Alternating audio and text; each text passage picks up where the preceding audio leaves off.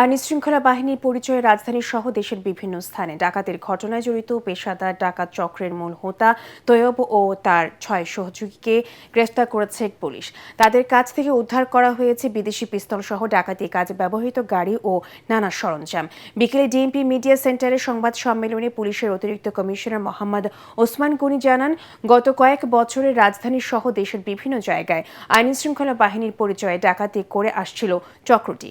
আইনশৃঙ্খলা বাহিনীর হাতে গ্রেফতার হলেও জামিনে বেরিয়ে তৈয়ব আবারও ডাকাতি করত। এখন পর্যন্ত তৈয়বের বিরুদ্ধে রাজধানী সহ সারা দেশে ৪৫টি মামলা রয়েছে। এই চক্রের আরও সদস্যদের ধরতে অভিযান চলছে বলে সংবাদ সম্মেলনে জানানো হয়। আমরা তৈয়বকে গ্রেপ্তার করার পর থেকে ডাকাতির প্রস্তুতি মামলার আসামি হিসেবে তাকে গ্রেপ্তার করার পর থেকে এই যে ১.৫ দিন ধরে আমার টোটাল টিমটা মুভ করেছে, সে কিন্তু বৈধভাবে আইনগতভাবে মুভ করেছে।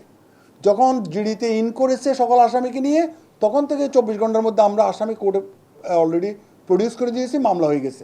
ওই যে মলের ভিতর যেখানে রেখেছে, এইখানে তাদের কিছু সহযোগী আছে, সেগুলো নিয়ে আমরা কাজ করতেছি। ওই যে রিমান্ডে আনবো না, কে কোথায় স্পেস দিয়েছে, কে কে তাদেরকে হেল্প করেছে, এই মামলাতে তাদেরকে আমরা সংশ্লিষ্টতায় নিয়ে আসবো।